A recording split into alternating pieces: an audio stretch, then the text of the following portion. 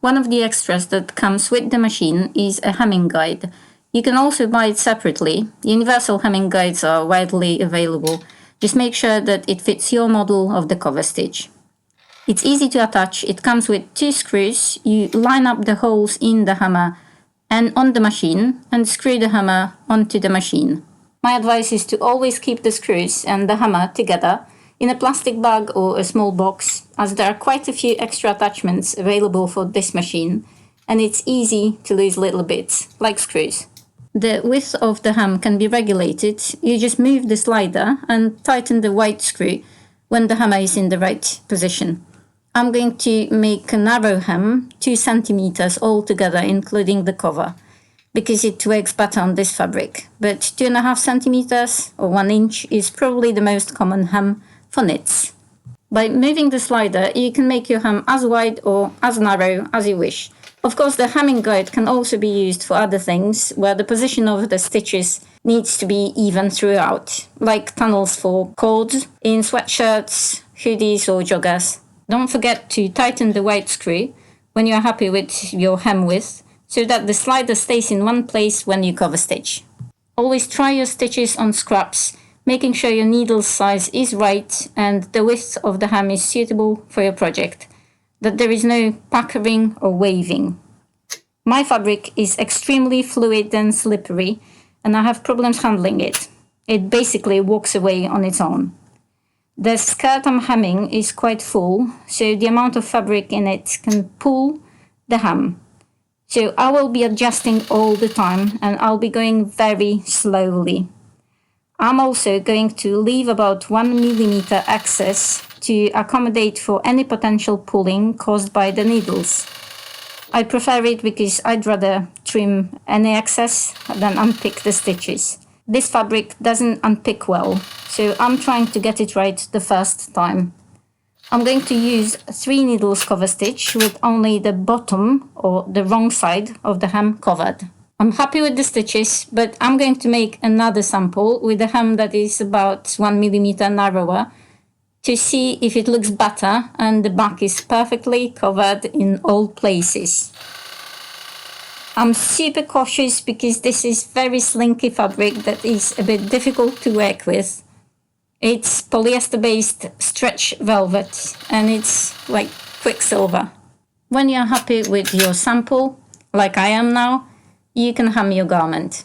I think the stitches are perfect and the wrong side is covered beautifully. What do you think?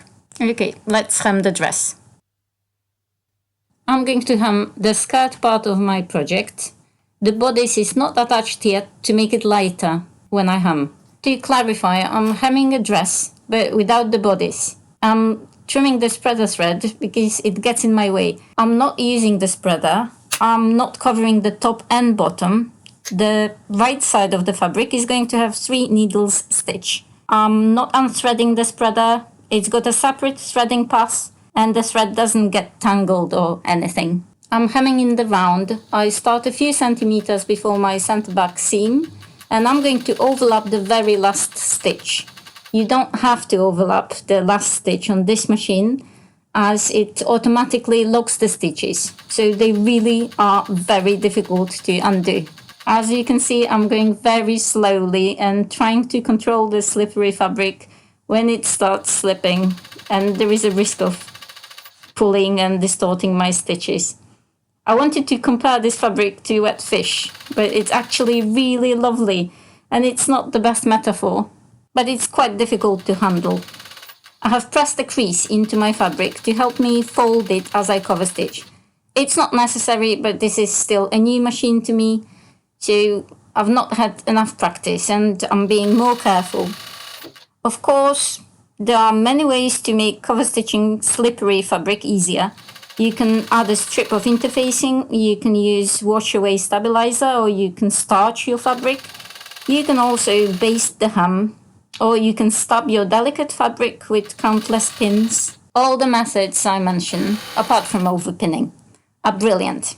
But the point of this video is to see whether the machine is good enough to do it without any extra help. And I'm not an advanced user, so if I can do it, it means everyone can.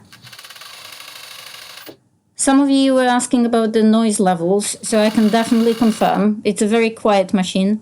It actually sounds louder in the video sometimes, because I record with my phone and I have it close to the machine. The cutter is probably the loudest bit.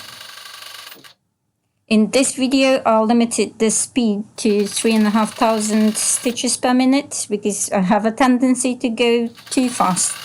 Well, it's best to cover stitch with the same pace without stopping and starting every few stitches. The machine is quite forgiving and the stitches are not distorted or uneven and there is no skipped stitches whatsoever, even as I practice. I've finished, so as it's my habit, I'm going to overlap the first and the last stitch. The hem will need to be pressed properly, but even now there is no horrible waving, so I think it's going to be a success. I'm happy with that. I can now remove my hemming guide. You don't have to, but I do a lot of covering, pockets and collar blocking, so I don't want it to be in my way. I use the screwdriver to loosen the screws, but do most of the unscrewing with my fingers, because Juki's screwdrivers are not amazing. This one is too tall to be used comfortably. Don't forget to place the hemming guide and the screws together in a little bag or a box and put them away. The little hemming guide is definitely useful, makes hemming much easier and faster, and the cover is perfectly placed. That's the finished hem. I'm happy with it. There is usually less than a millimeter of excess, which is perfect for me. It means that all 3 needles went through 2 layers of fabric and it's a strong hem that is going to last and will look the same after many washes. There is no need to trim anything. With velvet, the tiny excess is going to disappear after the first wash anyway. I used needles size 90-14 for this project, and my fabric is not super thin. I mainly use Schmetz or organ needles. The system for this machine is UY128 GAS, and I use SES needles. SES means that they are light ballpoint. I use mostly SES, so light ballpoint needles, SUK, so medium ballpoint needles, SFK, and these are heavy ballpoint needles. If you want me to do a video about needles for an industrial cover stitch, let me know. For me, the main difference between hemming on my domestic and my industrial cover stitch is, apart from the speed, the fact I have the project with the right side up. I would normally hem everything with the garment wrong side up, with only a few centimeters of the right side facing me as I hem. But it's equally easy with the right side up on the cylinder bed cover stitch. Before I forget, I used industrial cones of spun polyester, decent quality, 120S, so nothing fancy.